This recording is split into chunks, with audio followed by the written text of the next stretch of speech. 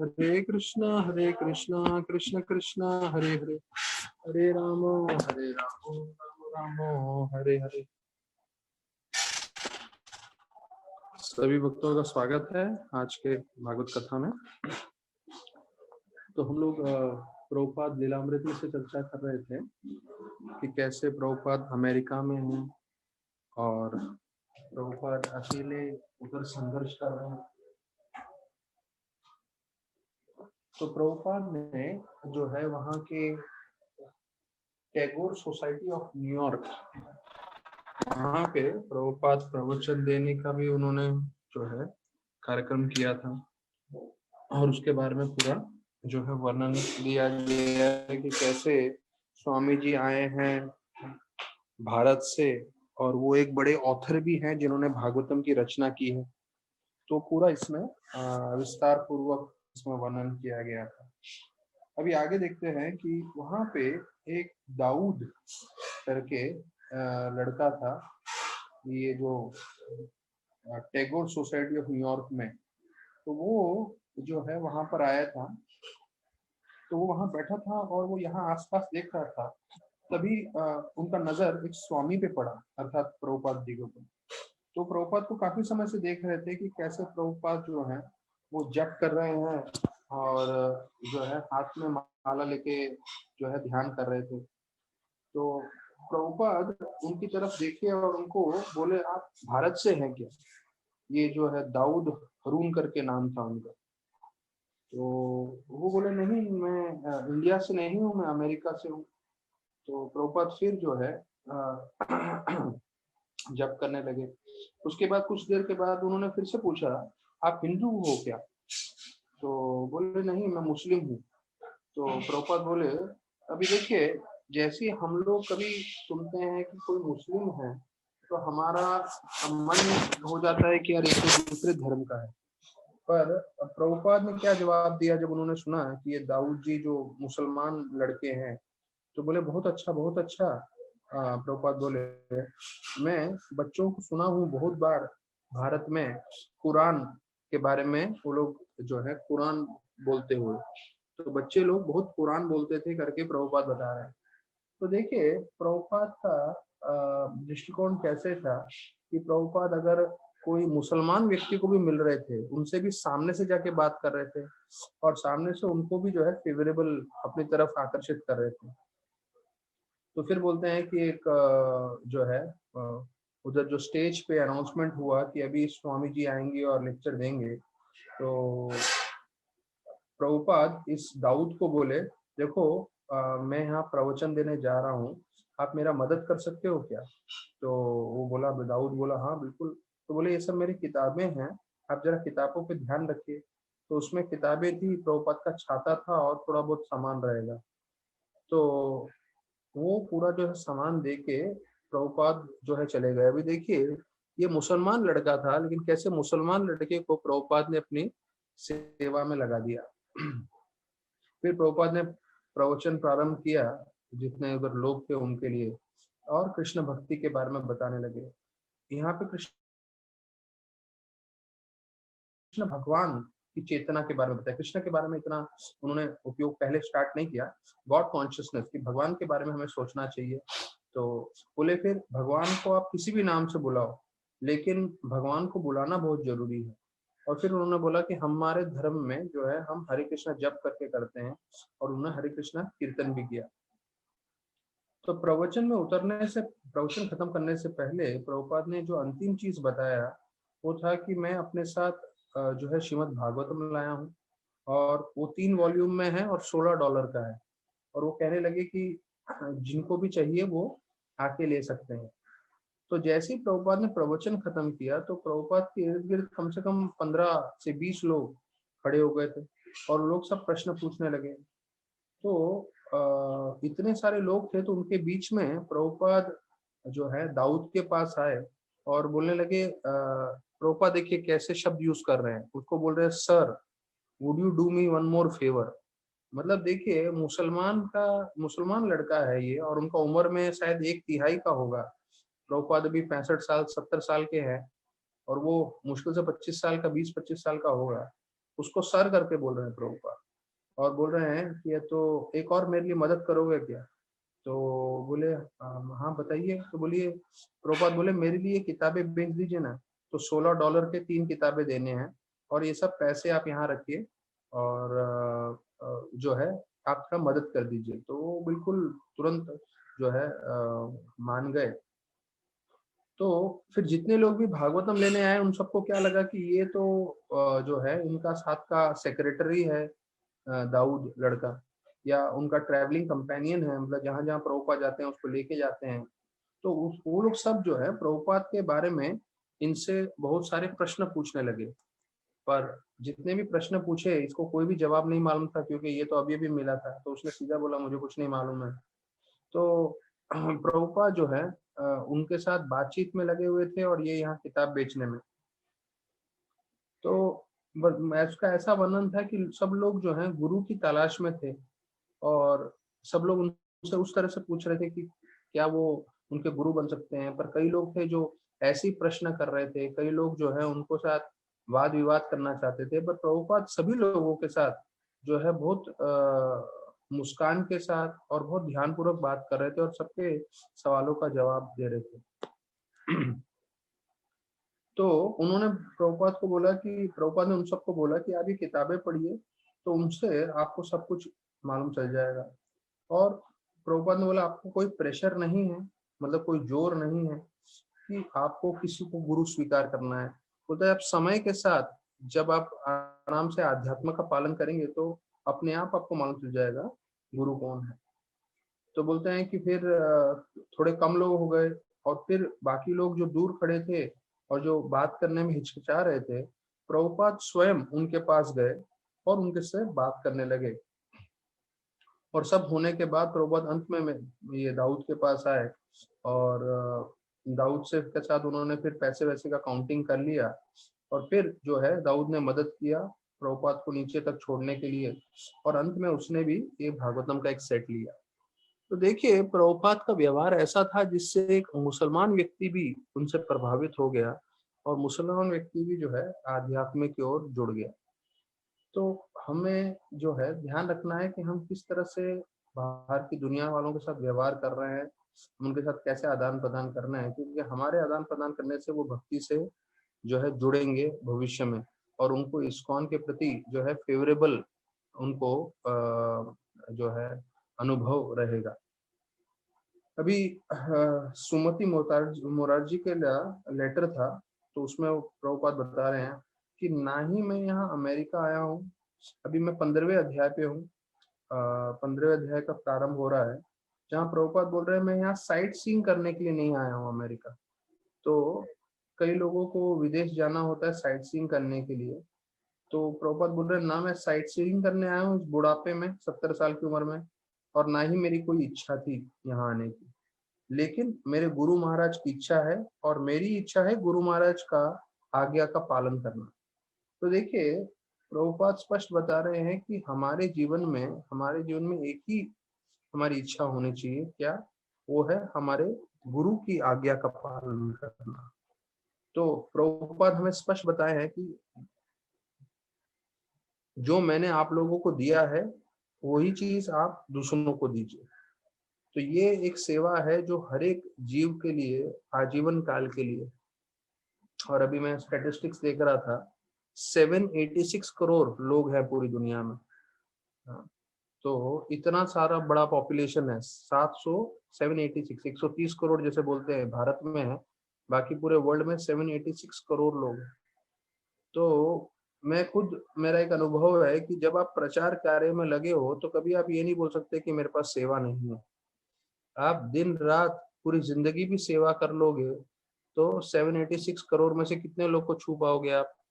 50, 100, 200, 500, 1000, 2000, बस उससे ज्यादा कुछ नहीं। उससे ज्यादा आप काउंसलिंग नहीं कर पाओगे पूरी जिंदगी में।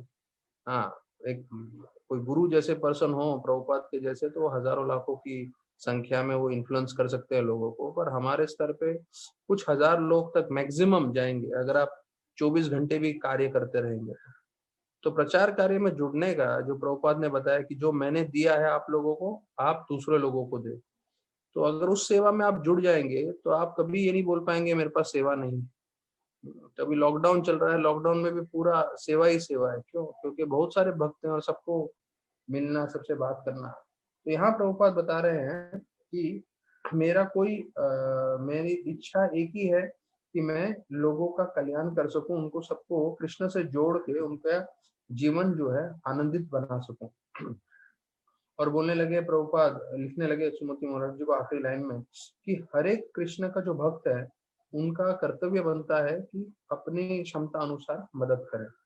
अर्थात हर कोई डिवोटी अगर प्रभुपाद को मदद करे तो फिर ये संभव हो सकता है।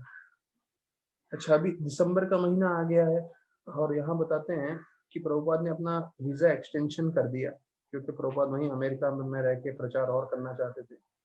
तो अमेरिका जो है धनवान देश था, वो तो स्पष्ट चीज था लेकिन कई चीजें जो है वहां पे सहन करने की योग्य नहीं थी, ऐसा बताया गया है।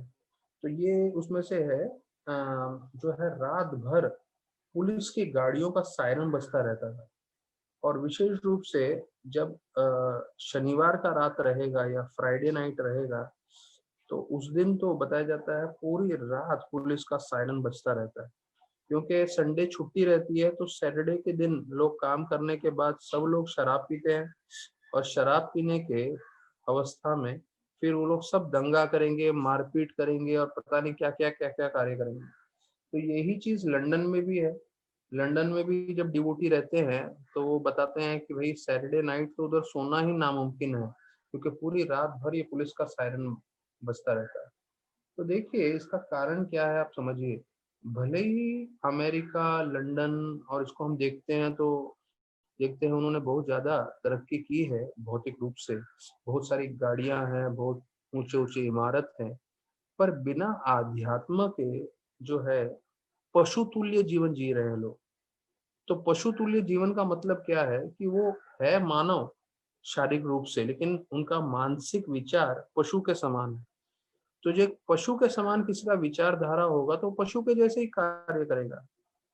तो पशु के जैसे उसका आहार होगा, पशु के जैसा भोजन करेगा, वो मांसाहार करेगा और फिर वैसा भोजन करने के बाद वैसे ही वो कार्य करने लगेगा। तो यहाँ बता रहे हैं कि अमेरिका में ये प्रभुपाद लिख रहे हैं 1965-66 की बात चल रही है और अभी हम 2020 में हैं, मतलब 45 इयर्स के बाद की बात है। अभी जो है इतना भयंकर हो गया है उधर का हालत। जैसे मैं बताता हूँ कि 2002 की बात है, 26 जुलाई का रात था, जो लोगों को मालूम होगा, आज से 18 साल पहले की बात है। एक बहुत भयंकर रूप से बरसात आया था मुंबई में, और ऐसा बताया जाता है कि 105 साल का रिकॉर्ड तोड़ दिया था, इतना भयंकर बरसात आया था। और पूरा का पूरा जो है मुंबई में पानी भर गया था। ट्रेनें नहीं चल रही थी, लाइट चले गए थे, फिर टेलीफोन सब बंद हो गए थे और कोई भी गाड़ियां कहीं नहीं जा पा रही थी, सब जाम हो गई थी। तो ऐसी अवस्था में 2002 में, और लोग भी चल चल के जा रहे थे, जो चर्च गेट से चल के निकल रहे थे वो बोरीवली तक उनको चलते हुए जाना था या उससे भी आगे, और कई लोग स्टेशन पे सो रहे थे वगैरह वगैरह। बहुत बेकार हालत था उस दिन 2002 26 जुलाई। और हमारी भारत की संस्कृति ऐसी है कि जब लोगों को ये मालूम चला कि लोग चल चल के जा रहे हैं और कहीं पे कुछ भोजन नहीं है, अभी इतने इसमें भोजन कहाँ से कोई देगा, तो लोगों ने अपने घर में जो है वड़े बनाए, जो है जो भी उनके घर में सामग्री था वो बनाया और ऐसे ही बाहर आके सब लोगों को दे रहे थे। क्योंकि लोग चल चल के जा रहे थे, कितने घंटे लगेंगे जो है चल चल के जाने के लिए, 6 8 10 घंटे। तो इतना बरसात में लोग गीले होते हुए चल के जा रहे थे, तो लोगों ने अपने घर से भोजन बना बना के लोगों को दिया। तो देखिए ये हमारे मुंबई की मैं बात कर रहा हूँ कि ये मुंबई का, क्योंकि हमारे भारत की संस्कृति है और भारत की संस्कृति में ये सिखाया गया है कि हमें हमेशा सबकी सेवा करनी चाहिए। तो कल कुछ दिन पहले जब गोपाष्टमी था तो गोपाष्टमी में चर्चा कर रहे थे कि कृष्ण भगवान को गैया दिए गए थे और उनको गैया देने का उद्देश्य ये था कि वो उनका ध्यान रखें, उनकी सेवा करें। तो ये चीज हम चर्चा कर रहे थे कि वृंदावन में जो ब्रज में ब्रजवासी हैं वो लोगों को सिखाना चाहते हैं कैसे दूसरों का ध्यान रखना। आज की संस्कृति सिर्फ ये सिखाती है कि हमें कैसे इंद्रभोग करना है, और उससे उत्तम चीज ये है कि हम दूसरों का ध्यान रखें। और उसके कारण जो है मुंबई 3 दिन में वापस से अपने जो है गतिविधियों में फिर से जुड़ गया। मतलब उनका नॉर्मल हो गया था मुंबई, इतना बरसात और इतना डैमेज होने के बावजूद भी। और उसके तुलना में न्यू ऑरलिन्स अमेरिका में साइक्लोन आया था, तूफान, जिसका नाम कतरीना था। तो बताया जाता है कि उधर भी वैसी परिस्थिति थी, पुलिस नहीं पहुंच पा रहे थे, पूरा का पूरा शहर लॉकडाउन हो गया था। तब उस परिस्थिति में जो उधर के रहने वाले निवासी थे, वो लोग ने एक दूसरों को ही लूट लिया। जब उनको मालूम चला पुलिस नहीं आ सकती, जब उनको मालूम चला कोई मदद करने नहीं आएगा, तो एक जो उधर के रहने वाले लोग थे, उन्होंने दूसरे रहने वाले लोगों को लूट लिया। और ऐसे करते हुए पूरा का पूरा जो न्यू ऑरलिन्स शहर था वो पूरा तबाह हो गया। और बोलते 3 महीने से ऊपर लग गया उनको वापस से जो है सही रूप से कार्य करने के लिए। तो ये मैं आप लोगों को दोनों तुलना कर रहा हूँ बताने के लिए कि हमें समझना है कि ये हमारे वैदिक धरोहर है, हमारे पास जो हमारा आध्यात्म ज्ञान है, आध्यात्म भक्ति है, जिसके कारण हम लोगों का सेवा करना चाहते हैं, मदद करना चाहते हैं। तो अमेरिका में बता रहे हैं कि भले ही उनके पास बहुत सारा धन है, बहुत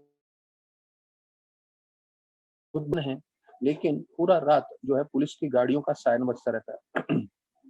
प्रभुपाद का यहाँ लीलामृत में बताया गया है कि कई बार रात को ऐसा भी लगता था कि कई व्यक्ति पे दूसरे लोगों ने आक्रमण किया है, लोग उसको मारपीट कर रहे हैं और उनके चिल्लाने की और रोने की आवाज भी आती है। तो ऐसा परिस्थिति है। फिर बोलते हैं कि प्रभुपाद को पूरा का पूरा शहर में जो है ऐसा गंध का बास आ रहा था जैसे किसी जानवर का विष्ठा का गंध आ रहा हो। क्योंकि जैसे हमारे एक और भक्त बता रहे थे, मैं उनसे बात कर रहा था एम्स्टर्डम में, यूरोप में। तो बोलते हैं प्रभु जी वहाँ धूप नहीं होने के कारण हमें इतना, स्पेशली इंडियंस लोगों को इतना कमजोरी जैसा लगता है और इतना ऐसा लगता है कि कहाँ पे हैं हम लोग, क्योंकि उधर पूरा साल भर जो है धूप नहीं होता, एक आध महीना धूप आएगा तो आएगा। और जो उधर के विदेशी लोग हैं उनके लिए फिर भी चल जाएगा, क्योंकि वो लोग क्या है, उनके सारे बुरे आदतें हैं, वो लोग हमेशा शराब पियेंगे या मांसाहार खाएंगे। तो ऐसा करने से वो लोग ऐसी भीषण ठंडी में भी वो लोग जी सकते हैं। पर कोई भारतीय है जो शुद्ध शाकाहारी है, तो उसके लिए वो जगह जो है बहुत ही तपस्या की जगह हो जाती है। तो यहाँ तो बता रहे हैं कि ये तो जानवर के विष्ठा के समान पूरा जगह गंदा आ रहा था। फिर प्रभुपाद बताते हैं यहाँ पे कि भले ही शहर इतना जो है प्रसिद्ध था अमेरिका, पर वहाँ एक आम नहीं मिलता था, और अगर मिलेगा तो बहुत महंगा होगा और उसमें स्वाद भी नहीं होगा, क्योंकि वो सब चीजें वहां नहीं उगती है। तो इसलिए जो असली आनंद करने की चीजें हैं, जो उत्तम से उत्तम भोजन है और उत्तम से उत्तम चीजें हैं, वो सब हमें जो है भारत में मिलता है। विदेश में भी मिलते हैं, लेकिन उनकी जो है थोड़ी प्रॉब्लम्स हैं, वो सब यहाँ बताया। फिर अगला जो मुश्किल प्रभुपाद को झेलना पड़ा वो था वहाँ की ठंडी। जो है बोलते हैं बिल्कुल ऐसा ठंडी था जो भारत में उन्होंने कभी नहीं देखा। तो उधर पूरा बर्फ जम जाता है। तो डॉक्टर मिश्रा जी ने उनको एक कोट दिया था, जो प्रभुपाद हमेशा वो कोट अपने धोती के ऊपर पहनते थे। तो कितना ही ठंडी हो जाए, प्रभुपाद ने कभी अपना धोती कुर्ता पहनना नहीं छोड़ा। तो ये जो स्वामी निखिलानंद थे रामकृष्ण मिशन के, तो उन्होंने प्रभुपाद जी को बोला था कि आप जो है अपना भारत का सन्यासी वेश छोड़ दीजिए, और ये आप शाकाहारी हैं, वेजिटेरियन, वो भी आप छोड़ दीजिए, क्योंकि आप अभी अमेरिका में हैं। तो अमेरिका में आपको अमेरिकन जैसा रहना चाहिए, तो आपको वैसे कार्य करने चाहिए, आपको पैंट कोट पहनना चाहिए, मांसाहार करना चाहिए और शराब पीना चाहिए। तो ये यहाँ के वातावरण के लिए बहुत जरूरी है। लेकिन प्रभुपाद जो हैं बिल्कुल इससे प्रभावित नहीं हुए, और यहाँ तक कि प्रभुपाद के एक तो गुरु भाई थे जिन्होंने उनको बोला कि आपको चाकू से काट के कैसे खाना खाना है वो मैं सिखाता हूँ। तो प्रभुपाद बोले मैं जो है उनका जो है तौर तरीके सीखने के लिए नहीं जा रहा हूँ, मैं उनको हमारा चीज सिखाने के लिए ले जा रहा हूँ। क्योंकि बाकी लोग, जितने लोग भी जो है विदेश गए हैं, तो विदेश जाने का उनका उद्देश्य क्या था, वो उनसे मांगने के लिए गए कि हमें आपका धन चाहिए, हमें आपका टेक्नोलॉजी चाहिए। प्रभुपाद बोले मुझे अमेरिकन लोगों से कुछ नहीं मांगना है, मुझे उनको देना है। और क्या देना है, वो है शुद्ध भक्ति। तो शुद्ध भक्ति देने के लिए प्रभुपाद आए। तो अभी हम भागवतम पे आ जाते हैं। कल हमने 16वें श्लोक तक चर्चा किया और हम देख रहे हैं कि कैसे स्वयंभू मनु जो है ध्रुव महाराज को शिक्षण दे रहे हैं कि कैसे सब चीजों के कारण भगवान है और हमें भगवान को जो है अपने जीवन का केंद्र बिंदु बना के सब कार्य करना है। तो बोलते हैं कि भगवान जो है सृष्टि के 16वें श्लोक में, 15वें श्लोक में था कि वो क्रिएटर हैं, 16वें श्लोक में था वो मेंटेन करते हैं और वो डिस्ट्रॉय करते हैं भगवान। तो प्रभुपाद ने 16वें श्लोक में कल हम सुन रहे थे कि कैसे बताया कि छोटा बच्चा जैसे ही पैदा होता है तो माता पिता भी उनका ध्यान रखते हैं, और वो जानवरों में भी हमने देखा है। तो जो मेंटेनेंस का है, जो किसी का ध्यान रखना, वो मनुष्य और जानवरों में दोनों में समान देखा जाता है। तो ये भगवान का गुण है जो हम सब जीवों में देखते हैं। फिर आगे 17वें श्लोक में आया है कि भगवान जो है तीनों गुणों से परे हैं और उनके कारण ये पूरा सृष्टि चल रहा है। तो वो बोलते हैं उनके कारण ये सृष्टि कैसे चल रहा है, उदाहरण दे रहे हैं कि जब चुंबक होता है, चुंबक की शक्ति से जो है लोहा यहाँ वहाँ हिलता है। तो चुंबक कारण है और उस कारण से लोहा यहाँ वहाँ जाता है। तो उसी तरह से भगवान के कारण पूरा ब्रह्मांड में ये सब कार्य हो रहे हैं, सब चीज संपन्न हो रहा है। यत्र ब्रह्मति लोहवत, लोहवत मतलब लोहे के समान। तो कैसे चुंबक से लोहा आकर्षित हो जाता है, तो उसी तरह से भगवान की शक्ति से सब कुछ चल रहा है। तो प्रभुपाद बता रहे हैं 84 लाख योनियों का कारण क्या है। कभी कभी हमने सुना ना 84 लाख योनियां हैं, और जो है पुराणों में ये भी लिखा है उसमें से 9 लाख जो है मछलियां हैं, फिर 20 लाख पेड़ पौधे हैं वगैरह वगैरह। तो ऐसे पूरा 11 लाख कीड़े मकोड़े हैं। तो पूरा उसका वर्णन है 84 लाख का। तो प्रभुपाद यहाँ वर्णन कर रहे हैं 84 लाख योनियां क्यों है, क्योंकि 84 लाख तरह के लोगों के इच्छाएं हैं। क्योंकि आपकी जैसी इच्छा होगी वैसे आपको शरीर प्राप्त हो जाएगा। तो देखिए इतना जो है भगवान ने हमारे लिए प्रबंध करके रखा है। तो जैसे जनानिवास प्रभु और पंकजांग प्रभु बता रहे थे कि आप कभी भी इस भौतिक जगत में बोर नहीं होगे, क्योंकि 84 लाख योनि सिर्फ इस पृथ्वी लोक पे है और ऐसे 14 लोक हैं। तो 14 लोकों में आप भ्रमण करते रहोगे करते रहोगे करते रहोगे, कभी बोर नहीं होगे। अर्थात आप पुनर्जन्म के चक्कर में हमेशा चलते रहोगे। और उदाहरण दे रहे हैं कि कैसे 84 लाख योनियां हैं या इतना सृष्टि में अलग अलग भिन्नता है, लेकिन इसका कारण एक ही है। कौन? वो है कृष्ण भगवान। तो बोलते हैं जो मिट्टी के बर्तन बनाता है तो उसके पास जो है एक पहिए, एक ये रहता है चक्र, जो बोलते हैं ना व्हील जिसे बोलते हैं। तो वो चक्र घुमाता है और उस चक्र घुमाने से फिर उसके ऊपर अलग अलग रूप से वो मिट्टी के बर्तन बनाता है। तो मिट्टी के बर्तन भले अलग अलग हों, पर उसको बनाने वाला एक ही है और उसका स्तोत्र भी एक ही है। तो यही चीज बता रहे हैं उदाहरण में प्रभुपाद की इन सब चीजों के स्तोत्र पूर्ण पुरुषोत्तम भगवान श्री कृष्ण ही है और उनके द्वारा सब कार्य हो रहा है। तो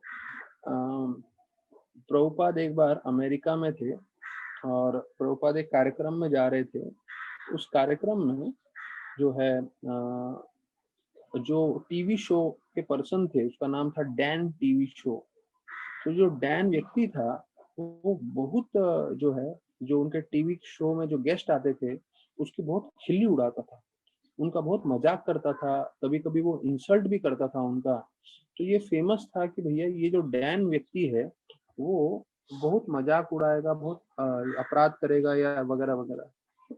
तो प्रभुपाद के शिष्य लोगों को लगा रहे क्या करना चाहिए, अभी उधर हमारा जो है प्रोग्राम है, प्रभुपाद जी प्रवचन देने वाले हैं, लेकिन इसको कैसे संभालेंगे। तो भक्तों ने एक जो है प्लान बनाया और पूरा एक थाली जो है महाप्रसाद का लेके गए, संदेश, बर्फी।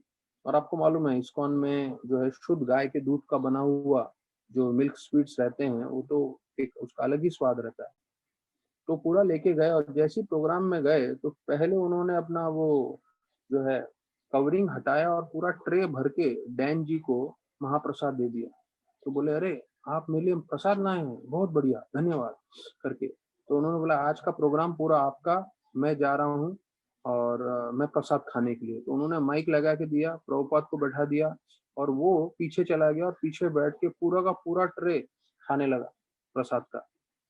तो प्रभुपाद का तकरीबन आधा घंटे का शो था, आधा घंटे का शो हो गया। उसके बाद जब प्रश्न उत्तर का समय आया तो एक व्यक्ति ने बोला कि अरे आप हिंदू धर्म के बारे में बता रहे हो, क्रिश्चियनिटी के बारे में जो है आप नहीं बोल रहे करके, क्रिश्चियंस लोग के बारे में क्या कहना है करके। तो ऐसे करके जिस तरह से उसने प्रश्न पूछा था ऑडियंस में से रेडियो शो पे, तो वो प्रश्न जो है थोड़ा जो है प्रभुपाद जी के ऊपर आक्रमण रूपी प्रश्न था। तो ये जो डैन पीछे बैठा था वो अपना हाथ साफ करके आया और प्रभुपाद जी को बोलता है मैं जवाब देता हूँ। और उसने जवाब देना चालू किया और बोला कौन क्रिश्चियन की बात कर रहे हो तुम? एक ही क्रिश्चियन थे, वो थे जीसस क्राइस्ट जो चले गए, अभी कोई क्रिश्चियन नहीं है, सब नालायक बदमाश लोग हैं, बकवास बंद करो करके। तो उसने सीधा सामने वाले का जो है बोलचाल ही बंद कर दिया, वो भी ऐसा चिल्लम चिल्ली करके।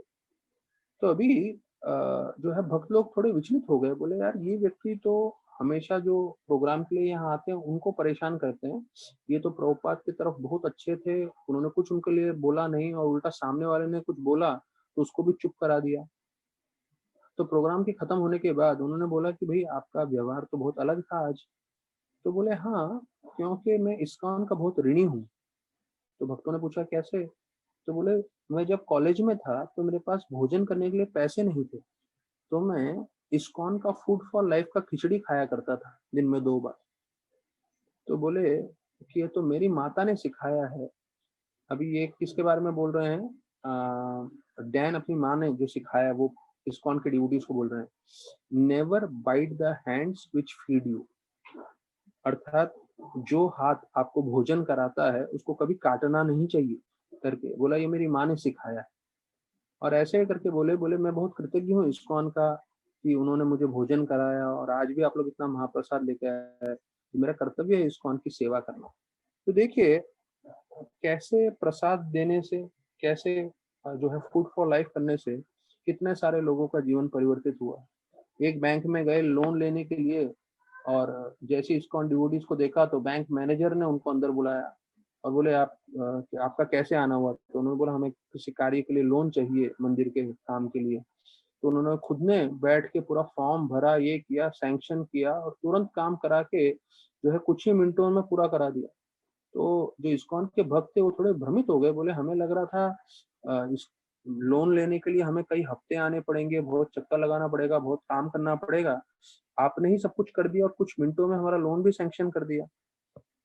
तो वो जो मैनेजर था उसने भी वही चीज बोला कि जब मैं कॉलेज में था तो मेरे पास पैसे नहीं थे भोजन करने के लिए, तो आपका फूड फॉर लाइफ का मैंने भोजन किया है, उसके कारण मुझे आज डिग्री मिली है, आज मैं इस पदवी में बैठा हूँ।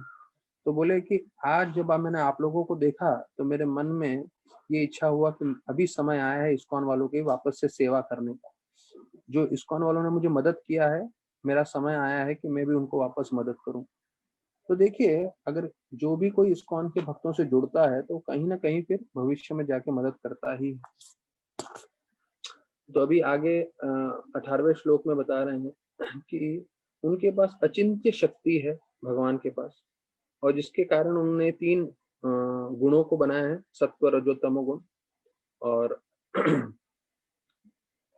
ऐसा व्यतीत हो रहा है कि वो भगवान इन सब चीजों को चला रहे हैं पर वास्तविक रूप में वो इनसे अभिन्न है। तो बोलते हैं वास्तविक रूप में उनके कारण सब लोगों का मृत्यु हो रहा है, लेकिन वास्तविक रूप में वो उनका मृत्यु नहीं करा रहे। तो यही सब और नहीं भी कर रहे हैं। तो दुर्विभाव्य शब्द का प्रयोग हुआ है, प्रभुपाद बोल रहे हैं ये जो है हमारी बुद्धि, हमारे मस्तिष्क के लिए जो है समझना मुश्किल है। मतलब हम लोग ये सब चीज समझ नहीं सकते कि भगवान कैसे पूरा सृष्टि का निर्माण कर रहे हैं, कैसे कार्य कर रहे हैं। तो ये एक अचिंत्य चीज है मानव बुद्धि के लिए। पर हमें जो है भागवतम से जो हमें ज्ञान प्राप्त हो रहा है उसे सुन के हमें समझना चाहिए। तो प्रभुपाद बताते हैं कि कैसे अगर हमें भगवान के बारे में जानना है तो हम लोग गवर्नमेंट के ऊपर देख सकते हैं। गवर्नमेंट चाहते हैं, सब पे कृपालु है गवर्नमेंट, और गवर्नमेंट पूरे देश में जो है नियम बनाए रखना चाहते हैं। लेकिन फिर वही गवर्नमेंट ने पुलिस को भी रखा है। क्यों पुलिस को रखा है? क्योंकि उनको मालूम है कई ऐसे नागरिक होंगे जो गलत कार्य करेंगे, तो उन नागरिकों को वश में करने के लिए पुलिस की आवश्यकता है।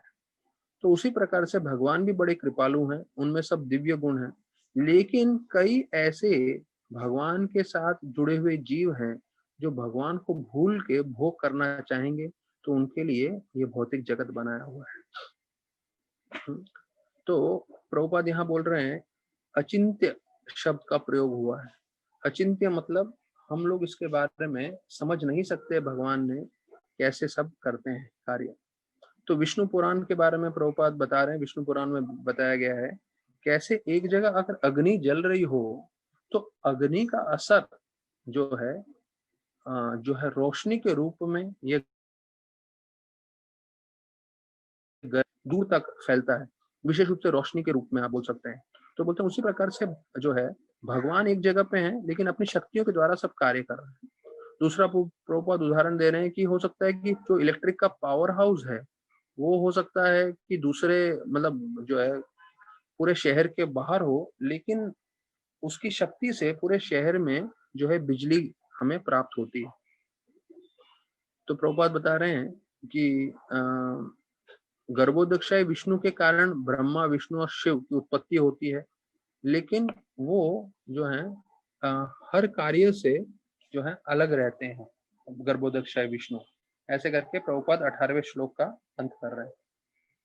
फिर 19वें श्लोक में आ रहा है, ध्रुव महाराज को बता रहे हैं कि भगवान जो है काल के रूप में है, समय के रूप में है। तो समय के रूप में वो सबका अंत कर रहे हैं। तो वो बोल रहे हैं कि देखिए जीव जो है पिताजी के द्वारा इस पृथ्वी पे जन्म लेते हैं और फिर मृत्यु के कारण उनका अंत हो जाता है, लेकिन उसका जन्म और मृत्यु के बीच में उसको स्वतंत्रता है। तो स्वतंत्रता वो किस तरह से उपयोग कर रहा है उसके ऊपर उसका भविष्य जो है निर्भर होता है। तो यहाँ पे वर्णन किया है कि उसका पैदाइशी होता है और फिर मृत्यु होता है।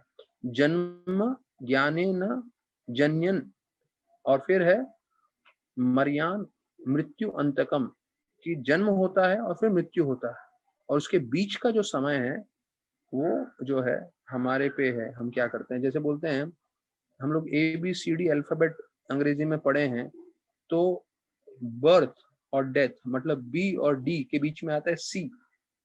हाँ, तो बर्थ मतलब जन्म, D मतलब डेथ, जन्म और मृत्यु, उसके बीच में आता है C मतलब होता है चॉइसेस।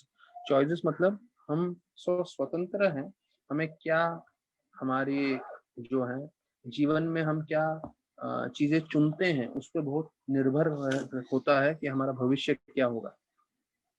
तो प्रभुपाद जो है 19वें श्लोक के तात्पर्य में बता रहे हैं प्रारंभ में कि कृष्ण भगवान गीता में बोलते हैं मैं मृत्यु हूँ और मैं सब कुछ ले लेता हूँ जीवन के अंत में। तो मैंने प्रवचन में बताया है कि प्रभुपाद बोलते हैं कि आपको सब जीवों को कृष्ण को देखना ही पड़ेगा, भले वो नास्तिक हो, भले वो आस्तिक हो, मायावादी हो, कुछ भी हो, कृष्ण भगवान को देखना ही पड़ेगा। फर्क इतना है कि जब मृत्यु आएगी जो डिवोटी है तो वो डिवोटी साक्षात कृष्ण को देखेंगे और नॉन डिवोटी कृष्ण भगवान के रूप मृत्यु देव को देखेंगे। तो देखना सबको है कृष्ण का या कृष्ण का रूप। तो अभी हमें सोचना है हमें क्या रूप देखना है, कृष्ण का रूप देखना है या मृत्यु का हमें रूप देखना है।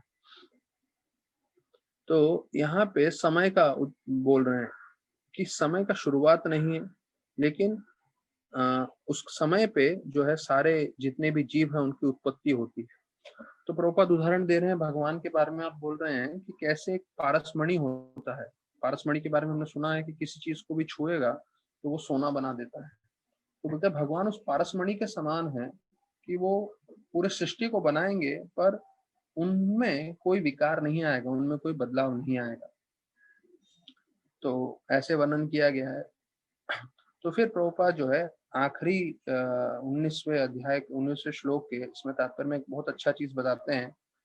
प्रभुपाद बोलते हैं अभी इतिहास में, अभी का इतिहास में बता रहे हैं। प्रभुपाद बोल रहे हैं सब लोग हिटलर को जानते हैं और सब लोग नेपोलियन बोनापार्ट को जानते हैं, और उन्होंने युद्ध में बहुत सारे लोगों को मारा। तो लेकिन ये कोई नहीं पूछता कि ये नेपोलियन को, बोनापार्ट को किसने मारा, हिटलर को किसने मारा। यहाँ तक कि प्रभुपाद बोलते हैं आज भी लोग जो हैं किताबें पढ़ रहे हैं हिटलर के बारे में कि कैसे उन्होंने हजारों लाखों की संख्या में जूइश लोगों को अपने अपने पास बंदी बना के मारा। पर इन सबको मारने वाला कौन था, जो है विशेष रूप से हिटलर और बोनापार्ट की बात कर रहे हैं, वो है कृष्णा, काल के प्रभाव से।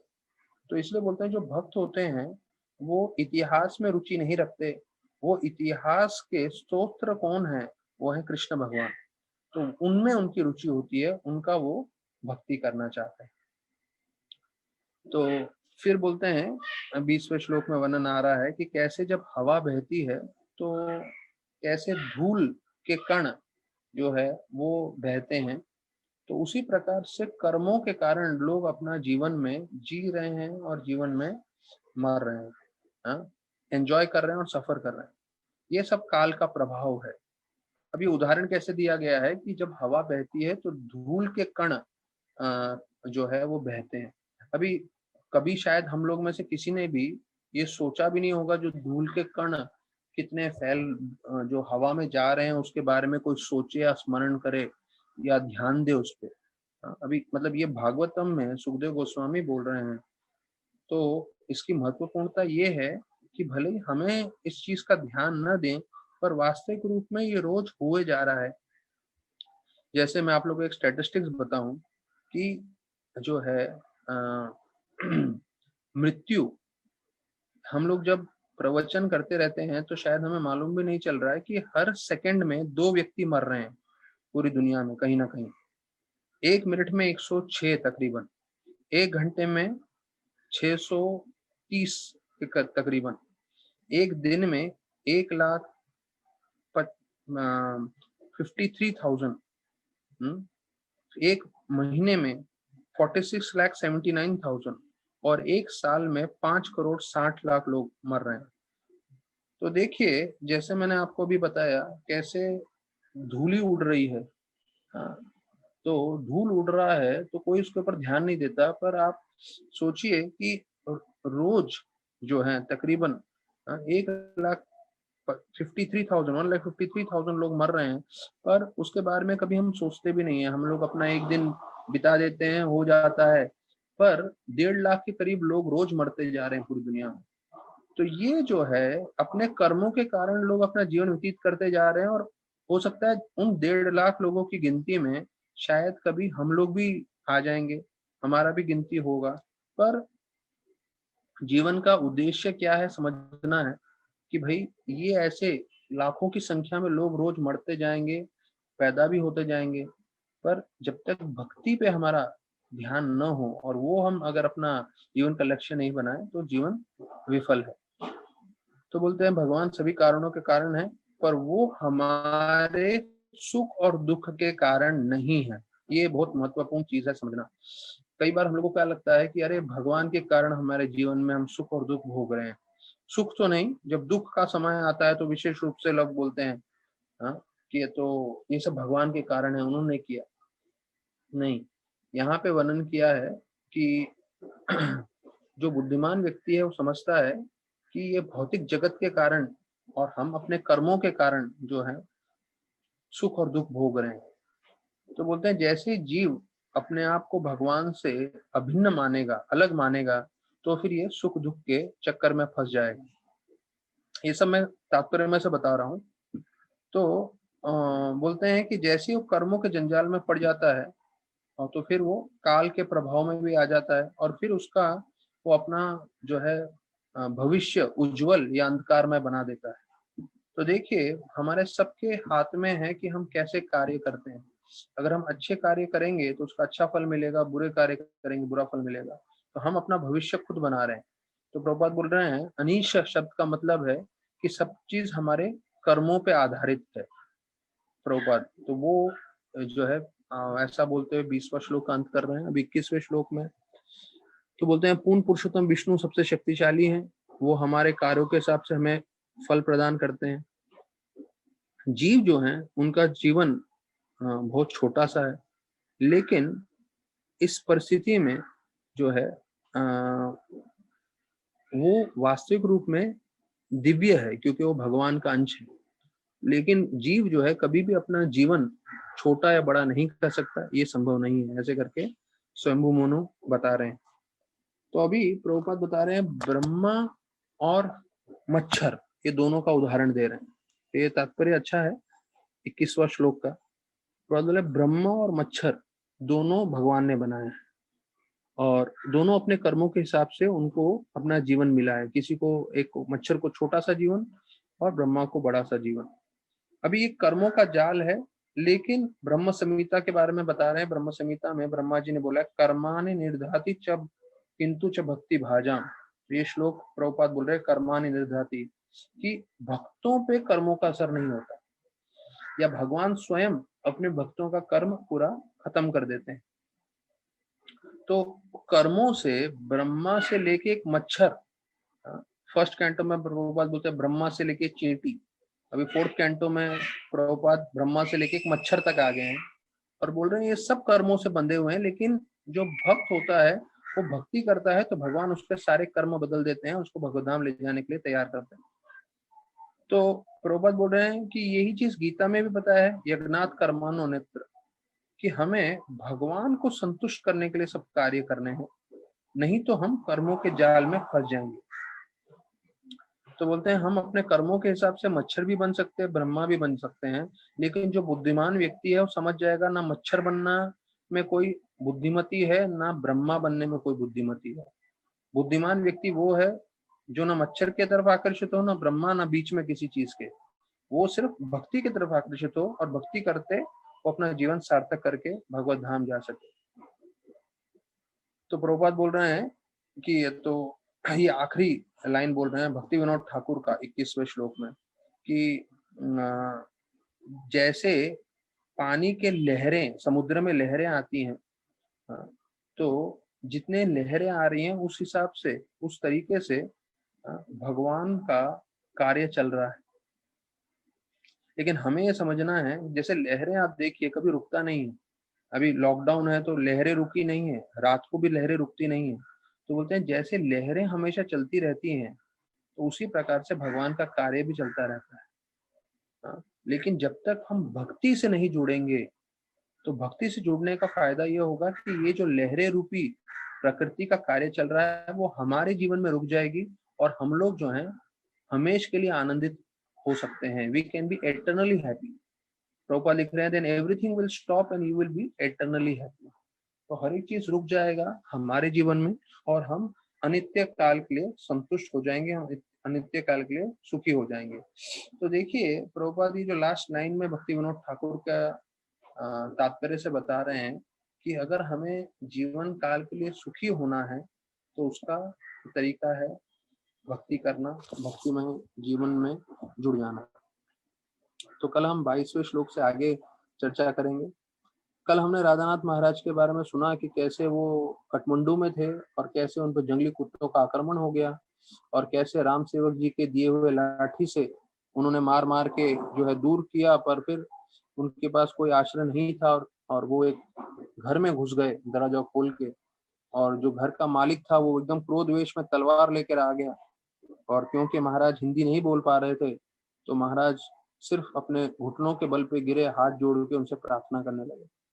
तो आगे बताते हैं कि वो व्यक्ति जो है अपना हाथ जो है उसने आक्रमण नहीं किया तलवार से, लेकिन उसने अपना हाथ जो है दरवाजे की तरफ करते हुए महाराज को बोला आप निकल जाओ यहाँ से।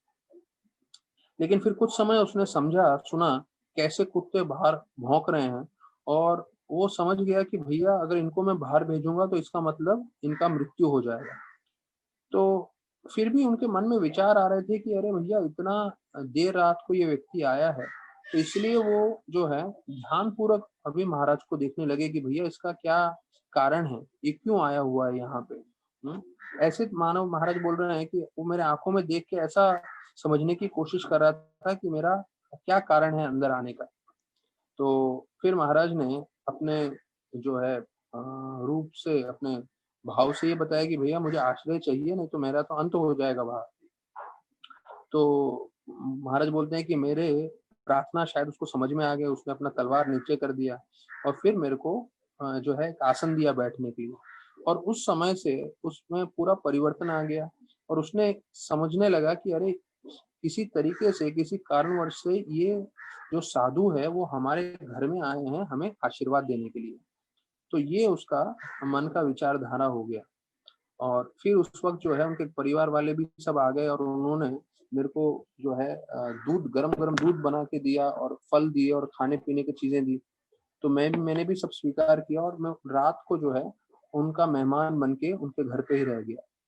और बोलते हैं फिर रात समाप्त होने तक जो है कुत्ते भौंक रहे थे, फिर सुबह को सारे कुत्ते चले गए। तो महाराज इस पूरी कहानी का सार लेते हुए बता रहे हैं जो है, महाराज बोल रहे हैं कि कैसे एक अमेरिका में एक कहानी है कि हम सबके अंदर दो कुत्ते होते हैं, एक अच्छा कुत्ता, एक बुरा कुत्ता।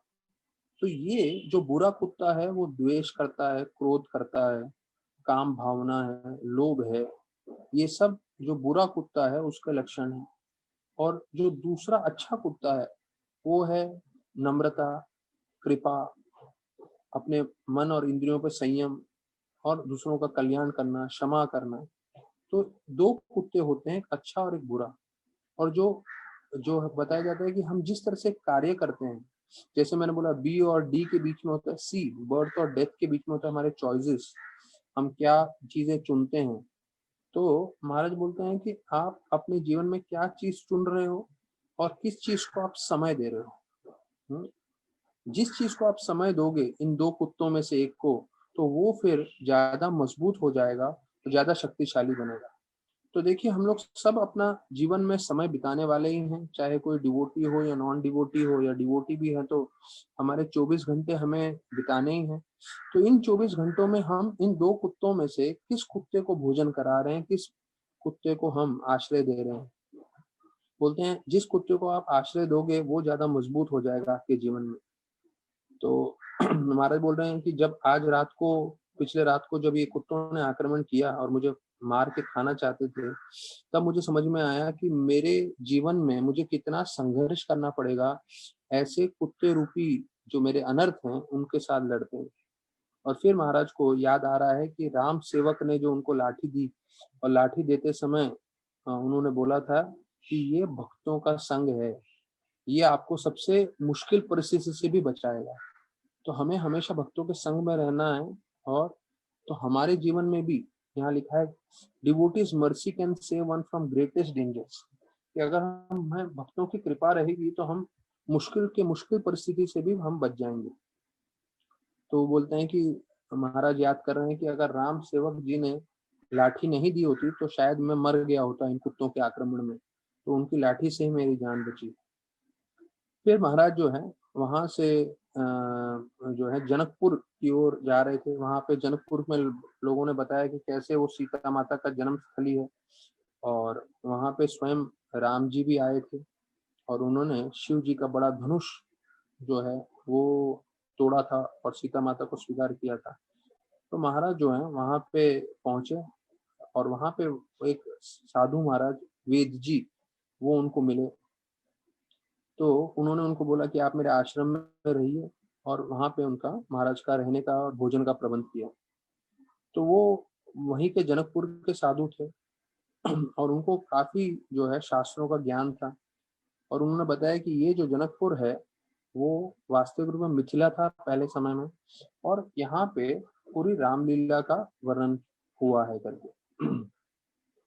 तो फिर यहाँ बताते हैं कि वेद जी राधानाथ महाराज को रामायण देते हैं, एक दोनों अंग्रेजी में। तो एक तो था वाल्मीकि जी का और एक था तुलसीदास जी का, जिसे रामचरितमानस बोलते हैं। तो महाराज बोलते हैं कि मेरा रोज का कार्य क्या था, सुबह सुबह उठ के नहाना और मेरा जप करके ध्यान करने के बाद पूरा दिन भर सूर्योदय से सूर्यास्त तक जो है मैं रामायण पढ़ता रहता था। तो महाराज बोल रहे हैं मुझे इतना अच्छा लगा रामायण, मतलब रामायण में इतने सब चीजें हैं, adventure, romance, tragedy, heroism, horror, humour, war, मतलब युद्ध है, प्रेम है, जो है बहुत सारे अलग अलग चीजें हैं इसमें।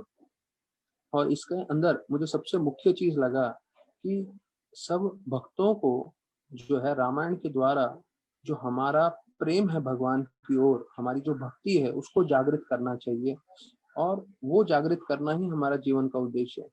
तो वेद जी को बोलते थे कोई सेवा है क्या मेरे लिए, तो वेद जी उनको बोलते थे अरे आप सुबह से रात तक पाठ कर रहे हो और क्या सेवा चाहिए, तो आप ये पाठ कर रहे हो यही सबसे उत्तम सेवा है।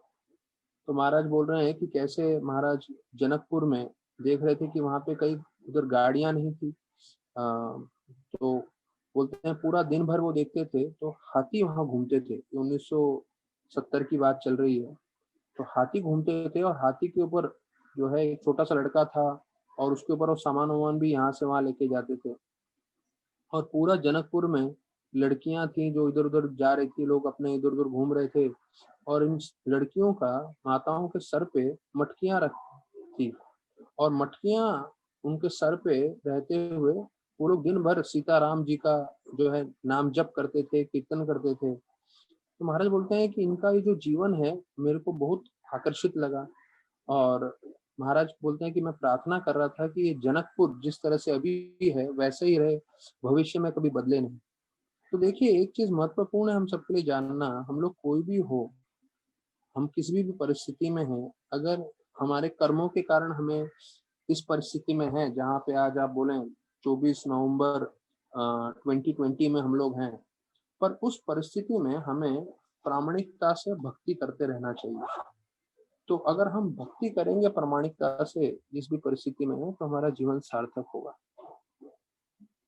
तो हम लोग जो है गीता का थोड़ा पाठ कर रहे हैं, तो गीता के बारे में भी हम लोग आज चर्चा कर लेते हैं। तो इंट्रोडक्शन पे ही चल रहा है हमारा चर्चा कि कैसे प्रभुपाद जो है वो बता रहे थे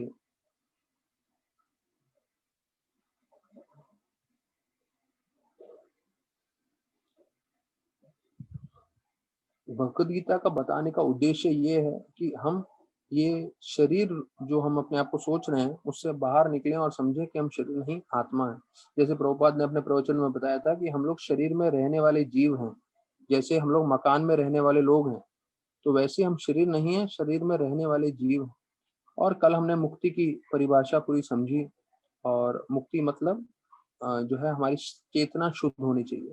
तो देखिए अगर हमारी चेतना शुद्ध है तो अभी हम मुक्त हैं, तो मुक्त होने के लिए हमें सिर्फ अपनी चेतना शुद्ध करनी है। अगर हम अपनी चेतना शुद्ध कर लेते हैं तो उससे हम मुक्त हो सकते हैं, मृत्यु के लिए हमें रुकने की आवश्यकता नहीं। फिर प्रभुपाद बता रहे हैं कि गीता का एक भाग स्वीकार करके दूसरा भाग स्वीकार नहीं करना वो सही नहीं है, हमें पूरा का पूरा गीता स्वीकार करना चाहिए। प्रभुपाद भक्ति सिद्धांत ठाकुर का उदाहरण देते थे अर्ध कुकुड़ न्याय। अर्ध कुकुड़ न्याय मतलब आधी मुर्गी की न्याय। तो एक व्यक्ति को अच्छा नहीं लग रहा था कि मुर्गी का सामने वाला भाग दाने खा रहा है, उसको पीछे वाला भाग अच्छा लग रहा था क्योंकि वो अंडे दे रहा है।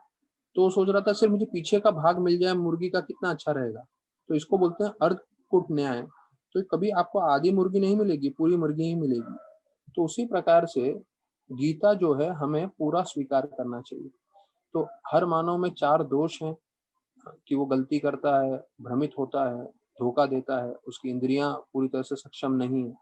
इसलिए कोई भी मनुष्य संपूर्ण रूप से ज्ञान नहीं दे सकता, इसलिए हमें गीता का ज्ञान जो है स्वीकार करना है। दूसरे अध्याय में जो है 25वें श्लोक के तात्पर्य में प्रभुपाद बताते हैं अगर हमें पता लगाना हो कि हमारे पिता कौन है, तो उसका सिर्फ एक स्तोत्र है हमारी माँ।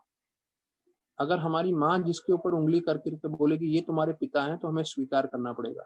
हम लोग खुद अपने तरफ से खोज करने जाएंगे तो जीवन भर भी खोजते रहें तो हम अपने पिता को कभी नहीं ढूंढ पाएंगे। तो प्रभुपाद यही उदाहरण देके बोल रहे हैं कि हर मनुष्य में दोष है, इसलिए वो प्रामाणिक ज्ञान नहीं प्राप्त कर पाएगा। तो जो गीता में बताया, जो भागवत में बताया है, वो हमें स्वीकार करके अपना जीवन व्यतीत करना है। बोलते हैं शास्त्र ऐसे नहीं है जो कोई मानव ने लिखा है, ये शास्त्र स्वयं जो है भगवान के अनुयायियों ने लिखा है। भगवान स्वयं अवतार लेकर आते हैं व्यासदेव जी का, और उन्होंने सब लिखा है। और ये ज्ञान इतना महत्वपूर्ण है कि उन्होंने ब्रह्मा जी को दिया था ये ज्ञान, जो पहले सृष्टि के बनाए हुए जीव थे। और उसके बाद हमने कल चर्चा जैसे किया कि अर्जुन को दिया, अर्जुन के द्वारा हम सबको मिल रहा है। तो ये जो ज्ञान है इसको हमें आम नहीं समझना चाहिए, इतना उत्तम ज्ञान है जो सृष्टि के सबसे पहले जो रचेता हैं, वो जिनको ब्रह्मा है, उनको भी ये ज्ञान दिया था। तो हम भागवतम में देखते हैं तेने ब्रह्म हृदय आदि कवि, कि ब्रह्मा जी को ये ज्ञान दिया था। तो ब्रह्मा जी को पितामह बोला गया है, और भगवान कृष्ण को परम पितामह। तो पितामह मतलब दादाजी, परम पितामह मतलब उनके भी पिताजी जो उनके स्तोत्र हैं। तो गीता हमें किस भाव से स्वीकार करना चाहिए वो लिखा है। ये 18वें अध्याय 73 श्लोक है। तो 78 श्लोक में पूरा गीता समाप्त हो जाता है। उसके 5 श्लोक पहले प्रभुपाद यहाँ पे रेफरेंस कर रहे हैं, इंट्रोडक्शन में बोल रहे हैं, अर्जुन का भाव था करिष्ये वचनम तव। करिष्ये वचनम तव मतलब आप जो बोल रहे हैं वो मैं करना चाहता हूँ। तो गीता का हमारा मन में यही होना चाहिए गीता समझते समय, कि जो भगवान ने बोला है हम पूरी तरह से स्वीकार करें। प्रभुपाद बोल रहे हैं आज की तारीख में लोग जो हैं कुत्ते बिल्लियों के जैसे लड़ रहे हैं। In this world man are not meant for quarrelling like cats and dogs. मतलब कुत्ते बिल्लियों के जैसे युद्ध नहीं करना चाहिए, उनको मनुष्य योनि मिली है तो उनको जानवरों के जैसे व्यतीत नहीं करना चाहिए। और प्रभुपाद बोल रहे हैं कि एक जानवर दूसरे जानवर को मारेगा तो उसको कर्म नहीं लगेगा, लेकिन वही मनुष्य अगर किसी जानवर को मारेगा जो है भोजन करने के लिए, इंद्र भोग के लिए, तो उसको पूरी तरह से कर्म लगेगा। तो बोलते हैं अगर हम गीता का शिक्षण अगर अपने जीवन में पालन करें तो हमारा पूरा जीवन सार्थक होगा, और अंत में जो है अब हम अपने जीवन के जो है मुख्य लक्ष्य वो प्राप्त करेंगे, वो है भगवत धाम जाना। प्रभुपाद बोल रहे हैं 15वें अध्याय का 6वां श्लोक, यद गत्वा न निवर्तते तद धाम परमम, कि आप वो धाम पहुंचेंगे जहां से वापस नहीं आना। देखिए अगर किसी भी भक्तों को जो कथा सुन रहे हैं किसी को प्रचार करने में रुचि है, तो देखिए रोज हम लोग इतना चर्चा कर रहे हैं लीलामृत में से, गीता में से, भागवत में से, और जो है प्रभुपाद महाराज का जर्नी होम में से भी हम चर्चा कर रहे हैं। प्लस मैं दूसरे जो चीजें पढ़ता हूँ और जो मैं कथा सुनता हूँ तो वो चीजें भी मैं आप लोगों को बताता हूँ, या इतने सालों से जो कहानियां सुनी है वो सब मैं आपको प्रभुपाद के पास टाइम सब बता रहा हूँ। अगर कोई सिर्फ हमारे जो लेक्चर्स के बरोबर से नोट्स निकाले तो उस नोट्स के बल पे उसके पास इतना मटेरियल रहेगा कि वो कभी भी कहीं भी प्रचार कर सकता है। तो गौराम प्रभु जब नोट्स लिखते थे तो वो जो मेन चीज होता था तो वो कैपिटल लेटर से लिखते थे। अगर आपको समझ लीजिए मैंने ये जो पॉइंट बताया कि गीता के 15वें 6 श्लोक में लिखा है कि यद गत्वा न निवर्तत तद्धामम परमम, मतलब इस श्लोक में लिखा है कि आप एक बार भगवत धाम जाएंगे तो वापस नहीं आएंगे। तो पहला क्या करेंगे गौरांग प्रभु, कैपिटल लेटर में लिखेंगे पहला शब्द, जिससे उनको समझ में आ जाए कि नीचे के 1-2 लाइन में मैंने क्या लिखा है। तो जब भी आप रिवाइज करने जा रहे हो अपने नोट्स तो कैपिटल लेटर देख के समझ जाएंगे उसमें क्या लिखा हुआ है। तो जो भी आपको लिखना है उसका पहला चीज जो है कैपिटल लेटर में लिख लेना चाहिए, जिससे आपको समझ में आ जाए इसमें क्या लिखा है करके। तो जैसे मैंने आपको उसका मिस्टर डैन का स्टोरी सुनाया कि मिस्टर डैन कैसे मदद करते थे, तो डैन करके आपने कैपिटल लेटर में लिख लिया प्रभुपाद की कथा कि कैसे वो टीवी शो में थे और कैसे महाप्रसाद दिया और वगैरह वगैरह। तो वो डैन शब्द देखते ही आपको याद आ जाएगा कि हाँ ये तो टीवी शो वाले हैं जिसके बारे में प्रवचन में बताया गया था। तो इस तरह से नोट्स लिखना चाहिए जिससे आप एक ग्लांस करते ही एक बार उस पर नजर पड़ेगा तो आप समझ सकें उसमें क्या है करके। तो देखिए अब अगर कोई भी जो भक्त है वो इतना गीता भागवतम सुन रहे हैं और वही चीज वो दूसरों को दोहराएं, दूसरों को बताएं, तो उनका जीवन भी सार्थक हो सकता है। तो बोल रहे हैं कि भौतिक जगत में प्रभुपाद बोल रहे हैं सब चीज टेम्पररी है। कुछ समय रहते हैं बाद में सब चीज खत्म हो जाता है। जैसे हमने आज डेथ रेट सुना पूरे विश्व में कितना है। तो बोलते हैं अगर आप किसी का शरीर ले लो या फल ले लो, सब अपने आप धीरे धीरे खत्म हो जाएंगे, समय की बात है। तो एक ही चीज यहाँ पे अनित्य काल के लिए रहने वाला है, वो है जीव, जो है हमारी आत्मा। तो प्रभुपाद बता रहे हैं जिसको सनातन बोला गया है। ये सनातन शब्द का इस्तेमाल हुआ है क्योंकि हमारा भगवान से सनातन संबंध है। तो बोलते हैं एक है सनातन धाम मतलब भगवत धाम, दूसरा है सनातन भगवान कृष्ण, और हम है सनातन मतलब हम भी जीव हैं, वो भी हम। सनातन मतलब अनित्य काल के लिए रहने वाला चीज। तो प्रभुपाद बताते हैं गीता का उद्देश्य क्या है कि जीव जो है वो सनातन काल के लिए सनातन धाम में जाके सनातन भगवान के साथ जो है अपना सनातन रूप में सेवा करे। तो ये गीता का उद्देश्य है। तो प्रभुपाद बता रहे हैं गीता में भगवान कृष्ण बोलते हैं अहम बीज प्रदापिता, कि मैं सभी का पिता हूँ। तो देखिए एक पिता हमेशा अपने पुत्र के लिए जो है शुभ चिंतक रहते हैं, अपने पुत्र को हमेशा वो प्रेम करना चाहते हैं, उसको सहायता करना चाहते हैं। यहाँ तक कि हम भौतिक जगत में देखते हैं कि पिता अपना पूरा जायदाद अपने बेटी को दे के जाते हैं। तो वैसे ही भगवान भी हमें अपना आध्यात्मिक जगत देना चाहते हैं, हमें सिर्फ उनके साथ जुड़ना है। तो अभी यहाँ प्रभुपाद जो है और आगे बता रहे हैं कि अलग अलग तरह के कर्म होते हैं। तो जो कृष्ण भगवान है वो बड़े कृपालु हैं, वो हमारे सभी कर्मों से हमें मुक्त करना चाहते हैं और हमें भगवत धाम लेके जाना चाहते हैं, जहाँ पे हम भगवान के संग में रह सकें।